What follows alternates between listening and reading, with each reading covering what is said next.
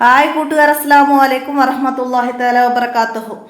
ഏഴാം ക്ലാസ്സിന്റെ മസായിലുൽ ഫിഖ് English medium school മദ്രസയിലെ മസായിലുൽ ഫിഖിന്റെ ഒരു മോഡൽ ചോദ്യ പേപ്പറുമായിട്ടാണ് ഞാൻ വന്നിരിക്കുന്നത്. നമുക്ക് ചോദ്യത്തിലേക്ക് കടക്കാം.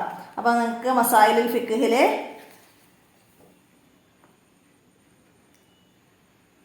ആറാമത്തെ പാഠഭാഗം വരെയാണ് എക്സാമിന് സിലബസ് പ്രകാരം പഠിക്കാൻ വരുന്നത്. ആറാമത്തെ പാഠമായ ഷത്തറൽ മസ്ജിദുൽ ഹറാം എന്നത്. അപ്പോൾ നമുക്ക്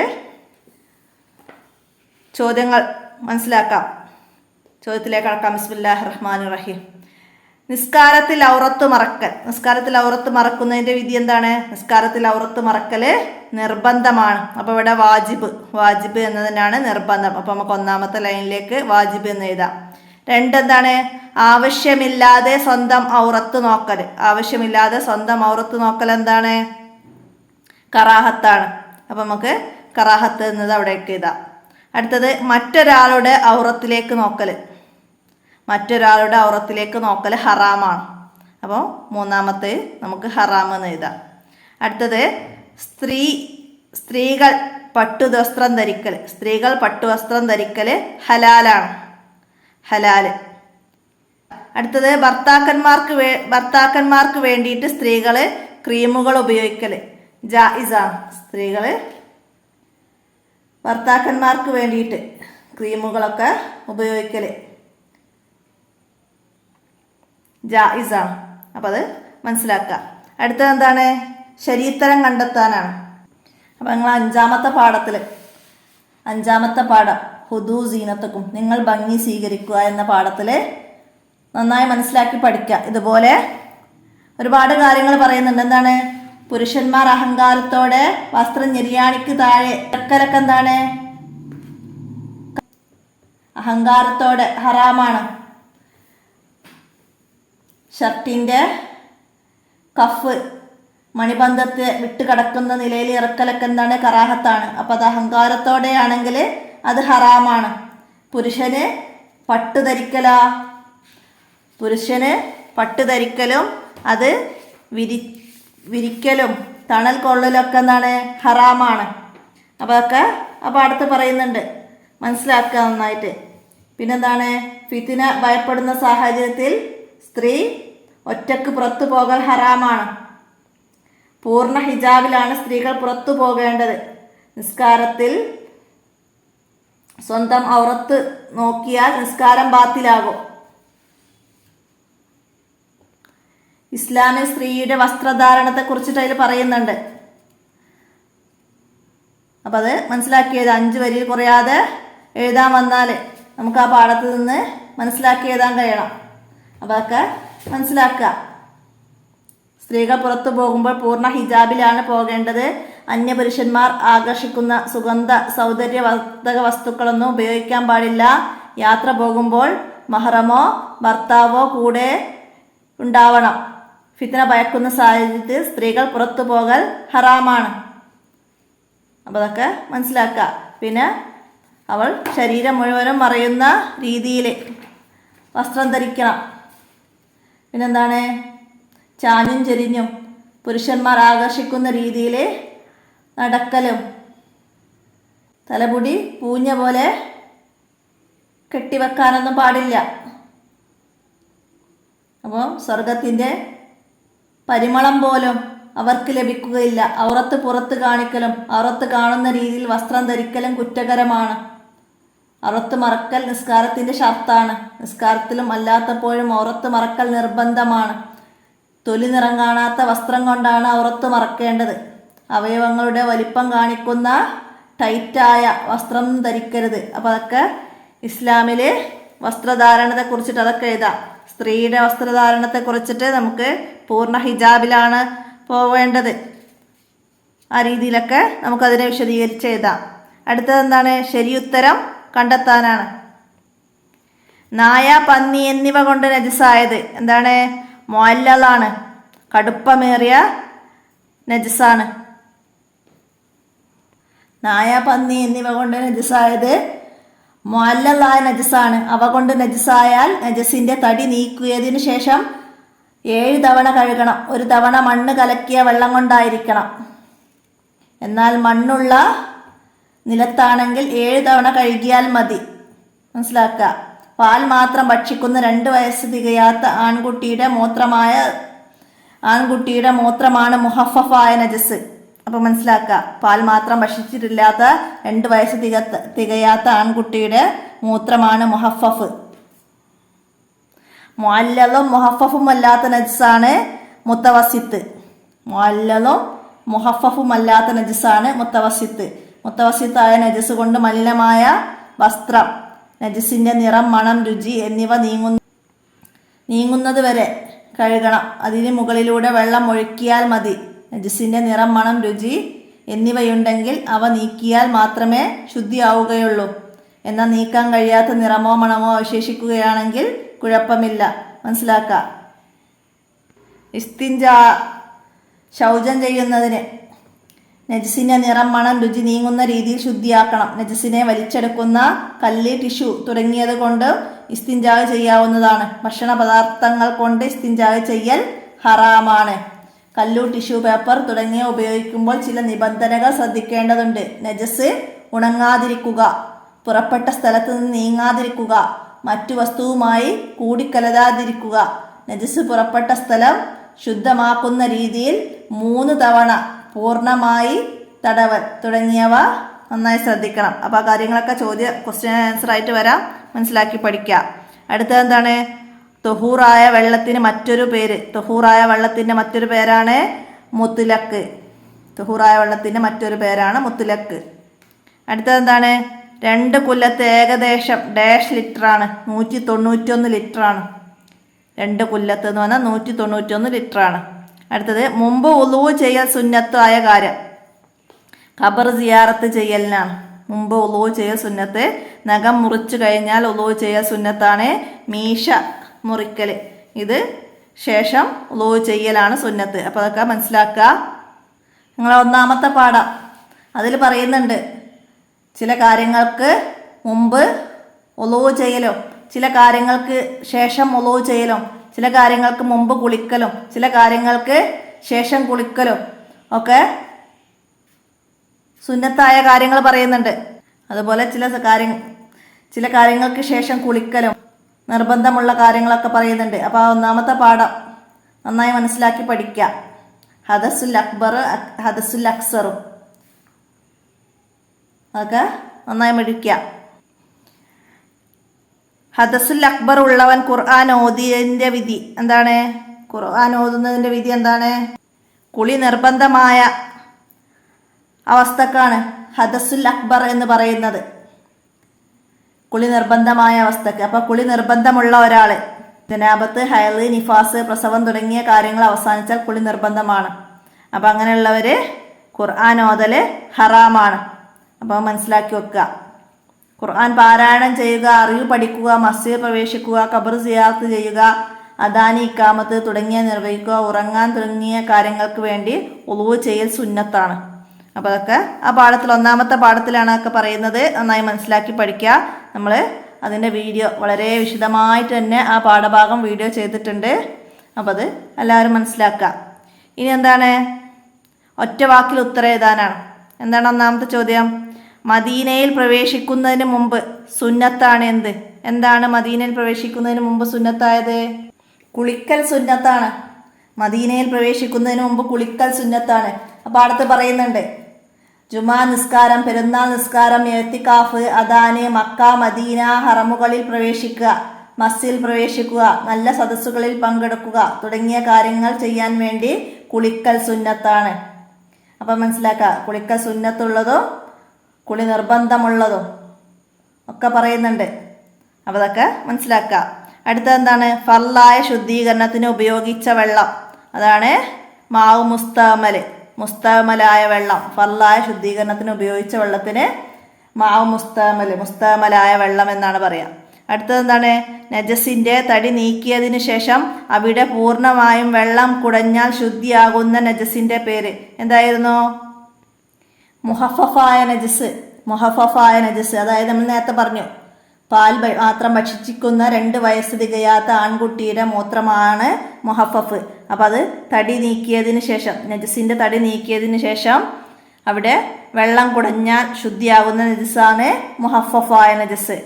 അടുത്തത് നഖങ്ങളിൽ ക്യൂടെക്സ് ഇടുന്നതിൻ്റെ വിധി. നഖങ്ങളിൽ ക്യൂടെക്സ് ഇടൽ ഹറാമാണ്. മനസ്സിലാക്കുക. കിബിലക്ക് മുന്നിടൽ ഷർത്തില്ലാത്ത ഒരു നിസ്കാരം. എന്താണ്? അപ്പോൾ പാഠഭാഗത്ത് പറയുന്നുണ്ട് എന്താണ്? ശത്രുവിനെയോ ജന്തുക്കളെയോ മറ്റോ ഭയന്ന് ഓടുന്ന സമയത്ത് നിർവഹിക്കുന്ന നിസ്കാരത്തിന് കിബിലക്ക് മുന്നിടൽ ഷർത്തില്ല. അപ്പോൾ ഇവിടെ എന്ത് ചെയ്താം? ഭയന്നോടുന്നവൻ്റെ നിസ്കാരത്തിൽ കിബിലക്ക് മുന്നിടൽ ഷർത്തില്ല. അതുപോലെ ഹലാലായ യാത്രയിലെ സുന്നത്ത് നിസ്കാരത്തിലും കിബിലക്ക് മുന്നിടേണ്ടതില്ല. അപ്പോൾ ഇവിടെ ഷർത്തില്ല എന്ന് പറയുന്നത് പേടിച്ചോടുന്നവൻ്റെ നിസ്കാരത്തിലാണ്. അപ്പോൾ മനസ്സിലാക്കിയിട്ട് അടയാളപ്പെടുത്തണം. ഇനി എന്താണ്? ഒറ്റ വാചകത്തിൽ ഉത്തരം എഴുതാനാണ്. കല്ലു, ടിഷ്യൂ തുടങ്ങിയവ കൊണ്ട് ഇസ്തിൻജാ ചെയ്യുമ്പോഴുള്ള നിബന്ധനകൾ നമ്മൾ നേരത്തെ പറഞ്ഞിരുന്നു. എന്തൊക്കെയായിരുന്നു? ഒന്നുകൂടെ പറയാം. നജസ് ഉണങ്ങാതിരിക്കുക, പുറപ്പെട്ട സ്ഥലത്ത് നിന്ന് നീങ്ങാതിരിക്കുക, മറ്റു വസ്തുവുമായി കൂടിക്കലരാതിരിക്കുക, നജസ് പുറപ്പെടുന്ന സ്ഥലം ശുദ്ധമാക്കുന്ന രീതിയിൽ 3 തവണ പൂർണ്ണമായും തടവുക തുടങ്ങിയവയാണ് നിബന്ധനകൾ. മനസ്സിലാക്കുക. നിങ്ങൾ 3ാമത്തെ പാഠത്തിലാണ് പറയുന്നത്. നന്നായി മനസ്സിലാക്കി പഠിക്കുക. ഹൈലുകാരിക്കും നിഫാസുകാരിക്കും ഹറാമായ കാര്യങ്ങൾ. ഹൈലുകാരിക്കും നിഫാസുകാരിക്കും ഹറാമായ കാര്യങ്ങൾ എന്തൊക്കെയാണ്? ഹദസുൽ അക്ബർ അതായത് വലിയ അശുദ്ധി, കുളി നിർബന്ധമുള്ള സമയം. അപ്പോൾ അവർക്ക് ഹറാമായ കാര്യങ്ങൾ പറയുന്നുണ്ട്. എന്താണ്? നിസ്കാരം, തവാഫ്, സുജൂദ്, മുസ്ഹഫ് തൊടുക, എടുക്കുക, ഖുർആൻ ഓതുക തുടങ്ങിയ കാര്യങ്ങൾ ഹറാമാണ്. അപ്പം അത് മനസ്സിലാക്കുക. അപ്പം അതിൽ തന്നെ വലിയ അശുദ്ധിയുള്ളവൻ പുരുഷന്മാരാണെങ്കിൽ നിസ്കാരം, തവാഫ്, സുജൂദ്, മുസ്ഹഫ് തൊടൽ, എടുക്കൽ, ഖുർആൻ ഓതൽ, മസ്ജിദിൽ താമസിക്കൽ തുടങ്ങിയ കാര്യങ്ങൾ ഹറാമാണ്. അതുപോലെ ജനാബത്തുള്ളവൻ ജുമയുടെ ഹുതുബ നിർവഹിക്കലും ഹറാമാണ്. ജനാബത്തുള്ളവൻ. അപ്പോൾ അത് നന്നായി മനസ്സിലാക്കുക. ഹൈലുകാരി നിഫാസുകാരിക്കും ഹറാമായ കാര്യങ്ങൾ. അപ്പോൾ ഇത്രയും കാര്യം എഴുതാം. അടുത്തത് എന്താണ്? വെള്ളത്തിൽ മാത്രം അഫൂ ചെയ്യുന്ന നജസുകൾ ഏതെല്ലാം? അത് 3ാമത്തെ പാഠത്തിൽ തന്നെയാണ് പറയുന്നത്. ചില നജസുകൾ അഫൂ ചെയ്യുന്നവയാണ്. നജസായ അല്പം രോമങ്ങൾ, നജസിൻ്റെ അല്പം പുക, പൊടി, ഈച്ചയുടെ കാലിലെ നജസ്, സാധാരണ നിലയിൽ കാണാൻ കഴിയാത്ത നജസ് എന്നിവ അഫൂ ചെയ്യപ്പെടുന്നതാണ്. അപ്പോൾ ഈ പറഞ്ഞവ എല്ലായിടത്തും അഫൂ ഉള്ളതാണ്. പിന്നെ വെള്ളത്തിൽ മാത്രം ജീവിക്കുന്ന മത്സ്യം പോലുള്ള ജീവികളുടെ കാഷ്ടം, ഒലിക്കുന്ന രക്തമില്ലാത്ത ചെള്ള്, പേന് തുടങ്ങിയവയുടെ ശവം മുതലായവ വെള്ളത്തിൽ മാത്രം അഫൂ ചെയ്യപ്പെടുന്നതാണ്. അപ്പം അത് വെള്ളത്തിൽ അഫൂ ചെയ്യുന്നത്. പിന്നെന്താണ്? മാംസത്തിലെ ശേഷിക്കുന്ന രക്തം, പഴത്തിലെ പുഴു, പഴത്തിൽ നിന്നുണ്ടാകുന്ന പുഴു, ചെറിയ മത്സ്യങ്ങളുടെ വയറ്റിലെ മാലിന്യം, നജസായ വെണ്ണീരിൽ നിന്ന് പാറിയ പൊടി, ജീവികളുടെ അകിടിൽ കുറഞ്ഞ നജസ് തുടങ്ങിയവ ഭക്ഷണത്തിൽ അഫൂ ചെയ്യുന്നതാണ്. അപ്പം അതുപോലെ അത് 3 പഠിക്കുക. എല്ലായിടത്തും ഇളവുള്ളത്, വെള്ളത്തിൽ ഇളവുള്ളത്, ഭക്ഷണത്തിൽ ഇളവുള്ളത്. നിസ്കാരത്തിൽ ഇളവുള്ളത് പറയുന്നുണ്ട്. എന്താണ്? ഒലിക്കുന്ന രക്തമില്ലാത്ത ജീവികളുടെ രക്തം, മുറിവുകളിൽ നിന്നും വ്രണങ്ങളിൽ നിന്നും വരുന്ന രക്തം, പിന്നെ മറ്റൊരാളുടെ കുറഞ്ഞ രക്തം, ഊന് പൊട്ടി വരുന്ന രക്തം, ഇതൊക്കെ നിസ്കാരത്തിൽ അഫൂ ചെയ്യുന്നതാണ്. മനസ്സിലാക്കുക. അടുത്തെന്താണ്? തൊഹൂറായ വെള്ളം എന്നാൽ എന്ത്? തൊഹൂറായ വെള്ളം എന്താണ്? സ്വയം ശുദ്ധിയുള്ളതും മറ്റൊന്നിനെ ശുദ്ധീകരിക്കാൻ കഴിയുന്നതുമായ വെള്ളമാണ് തൊഹൂറായ വെള്ളം. ഇതിന് മുത്തലക്കായ വെള്ളം എന്നും പറയും. സ്വയം ശുദ്ധിയുള്ളതും മറ്റൊന്നിനെ ശുദ്ധീകരിക്കാൻ കഴിയുന്നതുമായ വെള്ളമാണ് തൊഹൂർ. ഇതിന് മുത്തലക്കായ വെള്ളം എന്നും പറയും. എന്നാൽ നാരങ്ങാ നീര് കലർന്ന വെള്ളം തോഹിറാണ്. അത് ശുദ്ധീകരണത്തിന് പറ്റില്ല. മനസ്സിലാക്കുക. അടുത്തത് മിസ്വാക്ക് ചെയ്യുന്നതിൻ്റെ രൂപം. 1ാമത്തെ പാഠത്ത് പറയുന്നുണ്ട്. അറാക്കിൻ്റെ കമ്പാണ് മിസ്വാക്ക് ചെയ്യാൻ ഏറ്റവും ഉത്തമം. മിസ്വാക്ക് ചെയ്യാൻ ഏറ്റവും ഉത്തമം ഏതാന്ന് ചോദിച്ചാൽ അറാക്കിൻ്റെ കമ്പാണ്. സ്വന്തം വിരൽ കൊണ്ട് മിസ്വാക്ക് ചെയ്താൽ സുന്നത്ത് ലഭിക്കില്ല.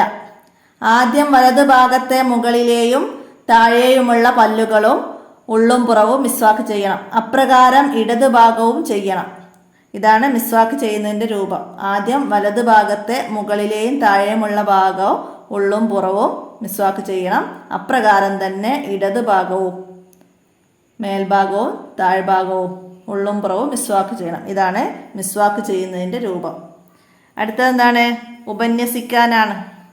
സ്ത്രീകളുടെ വസ്ത്രധാരണം, ഔറത്തുകൾ. അപ്പോൾ അത് നമ്മൾ നേരത്തെ പറഞ്ഞിരുന്നു. ചോദ്യപേപ്പർ ഞാൻ നോക്കിയിട്ടില്ലായിരുന്നു, ഇങ്ങനെ വായിച്ചു പോരുന്നുള്ളൂ.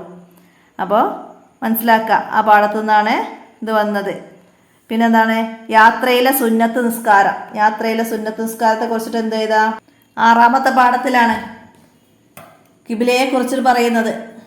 എന്താണ്? ഹലാലായ യാത്രയിലെ സുന്നത്ത് നിസ്കാരത്തിൽ കിബിലക്ക് മുന്നിടേണ്ടതില്ല. നടന്നും വാഹനത്തിൽ വെച്ചും സുന്നത്ത് നിസ്കരിക്കാം.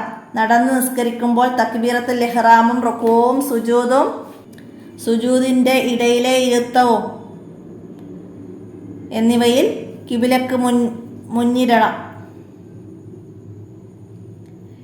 സുജൂദിന്റെ ഇടയിലെ ഇരുത്തം എന്നിവയിൽ കിബിലക്ക് മുന്നിടണം. ഖിയാമ്, എഴുത്തിദാല്, അത്തഹിയാത്ത്, സലാമ് എന്നിവയിൽ ലക്ഷ്യസ്ഥാനത്തേക്ക് മുന്നിട്ട് നിസ്കാരത്തിലായി നടക്കാവുന്നതാണ്. അതാണ് യാത്രയിലെ സുന്നത്ത് നിസ്കാരം. അപ്പോൾ അത് മനസ്സിലാക്കുക. കാറ് പോലുള്ള വാഹനങ്ങളിൽ യാത്ര ചെയ്യുമ്പോൾ കഴിയുമെങ്കിൽ തക്ബീറത്തുൽ ഇഹ്റാമിൽ കിബിലക്ക് മുന്നിടേണ്ടതാണ്. മറ്റു റുക്നുകളിൽ ആംഗ്യം കാണിക്കുകയാണ് വേണ്ടത്. കപ്പൽ പോലുള്ള വാഹനമാണെങ്കിൽ എല്ലാ റുക്നുകളിലും കിബിലക്ക് മുന്നിടൽ നിർബന്ധമാണ്. അപ്പം അത് മനസ്സിലാക്കുക. ഫർള് നിസ്കാരത്തിൽ കിബില ഒഴിവാക്കാൻ പാടില്ല. രോഗം കൊണ്ടോ കിബിലയുടെ ദിശ അറിയാത്തത് കൊണ്ടോ കിബിലക്ക് മുന്നിടാൻ കഴിയുന്നില്ലെങ്കിൽ ഏതെങ്കിലും ഒരു ദിശയിലേക്ക് മുന്നിട്ട് നിസ്കരിക്കുകയും പിന്നീട് നിസ്കാരം ഖളാ വീട്ടുകയും വേണം. അപ്പോൾ അതൊക്കെ മനസ്സിലാക്കുക. 5-ാമത്തെ പാഠം ഹുദൂ സീനത്തക്കും. അപ്പോൾ അത് നന്നായി മനസ്സിലാക്കുക. നേരത്തെ പറഞ്ഞു നമ്മൾ അല്ലേ. അടുത്ത 4-ാമത്തെ പാഠം എന്താണ്? ഞാമൻ നിസാഉൽ അൻസാർ. അപ്പോൾ അതിലെന്തൊക്കെ പറയുന്നത്? ഹൈള്, നിഫാസ്, അതിനെക്കുറിച്ച് പറയുന്നുണ്ട്. ഹൈള് കുളി, നിഫാസ് കുളി, അതൊക്കെ മനസ്സിലാക്കണം. നിർബന്ധമായ കുളി, സുന്നത്ത് കുളി ഒക്കെ മനസ്സിലാക്കുക. പിന്നെന്താണ്? ഹൈളുണ്ടാകുന്ന ചുരുങ്ങിയ വയസ്സ്. ചന്ദ്രവർഷപ്രകാരം 9 വയസ്സ് പൂർത്തിയാകുന്നതോടെയാണ് ഹൈളുണ്ടാവുക. 9 വയസ്സ് തികയാൻ 16-ൽ താഴെ ദിവസം ഉള്ളപ്പോഴും രക്തം പുറപ്പെട്ടാലും ഹൈളായി പരിഗണിക്കും. അതിനു മുമ്പ് വരുന്ന രക്തം ഹൈളല്ല. മനസ്സിലാക്കുക.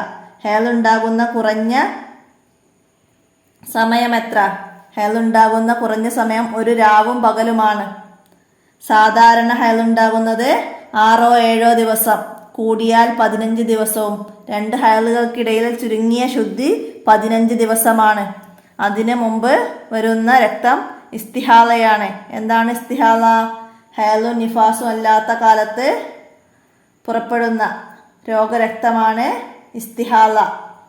ഹൈളിൻ്റെയും നിഫാസിൻ്റെയും അല്ലാത്ത സമയങ്ങളിൽ വരുന്ന രക്തമാണ് ഇസ്തിഹാള. ഇസ്തിഹാളത്തുകാരെ നിസ്കാരവും നോമ്പും ഒഴിവാക്കാൻ പാടില്ല. നിസ്കാരത്തിൻ്റെ സമയമായതിനു ശേഷം ഇസ്തിഹാള ഉള്ളവർ ഉളൂ ചെയ്യുന്നതിന് മുമ്പ് ഫർജ് കഴുകുകയും പഞ്ഞി പോലുള്ളവ ഫർജിൽ വെച്ച് കെട്ടുകയും വേണം.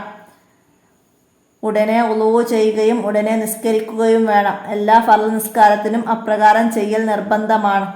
മനസ്സിലാക്കുക. കുളിയെക്കുറിച്ച് പറയുന്നുണ്ട്. എന്താണ്?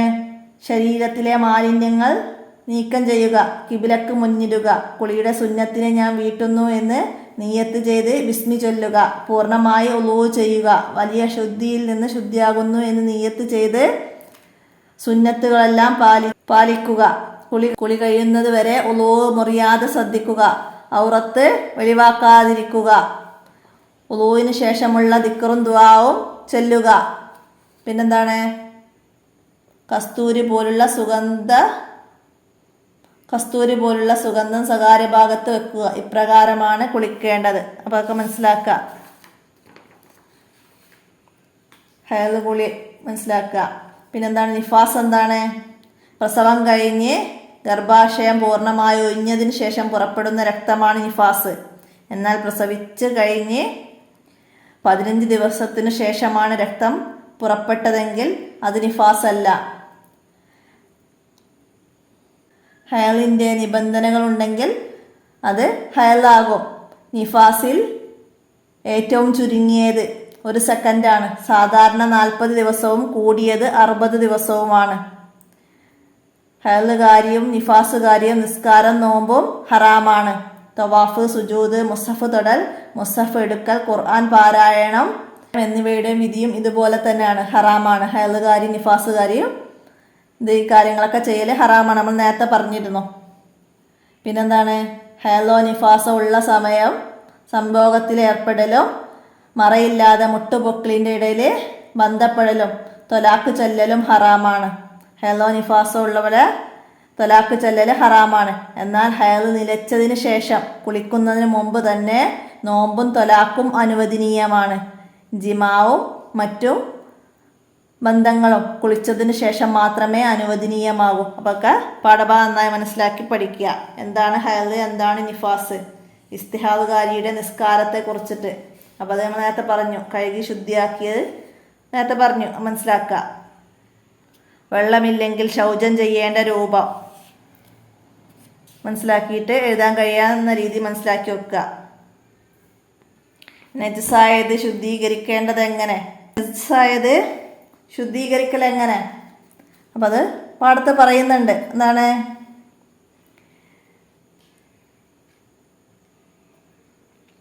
നജസ് കൊണ്ട് മലിനമായ വസ്തുവിൽ നജസിൻ്റെ നിറം, മണം, രുചി എന്നിവയെന്തെങ്കിലും ഉണ്ടെങ്കിൽ അത് ഒരു തവണ അതിന് മുകളിലൂടെ വെള്ളം ഒഴിക്കിയാൽ മതി. നജസിൻ്റെ നിറം, മണം, രുചി എന്നിവയുണ്ടെങ്കിൽ അവ നീക്കിയാൽ മാത്രമേ ശുദ്ധിയാവൂ.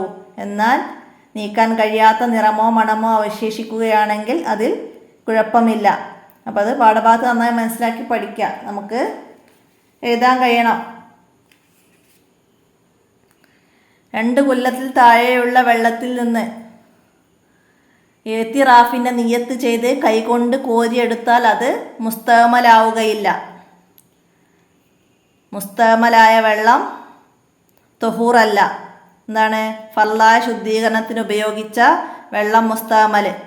ഉളൂയിൽ മുഖം കഴുകിയ വെള്ളം മുസ്തഅമലാണ്. അതിനാൽ അതുപയോഗിച്ച് കൈ കഴുകാൻ പാടില്ല. വെള്ളം 2 കൊല്ലത്തിൽ താഴെയെങ്കിൽ മാത്രമേ മുസ്തഅമലാവൂ. 2 കൊല്ലത്തിൽ കൂടുതലുള്ള വെള്ളമാണെങ്കിൽ അത് മുസ്തഅമലാവുകയില്ല. എന്നാൽ 2 കൊല്ലത്തിൽ താഴെയുള്ള വെള്ളത്തിൽ നിന്ന് ഏത്തിറാഫിൻ്റെ നിയ്യത്ത് ചെയ്ത് കൈകൊണ്ട് കോരിയെടുത്താൽ അത് മുസ്തഅമലാവുകയില്ല. അപ്പോൾ 2 കൊല്ലത്തിൽ താഴെയുള്ള വെള്ളത്തിൽ നിന്ന് എന്ത് നിയ്യത്തോടു കൂടിയാണ് വെള്ളം കോരിയെടുക്കേണ്ടത്? ഏത്തിറാഫിൻ്റെ നിയ്യത്തോടു കൂടിയാണ്.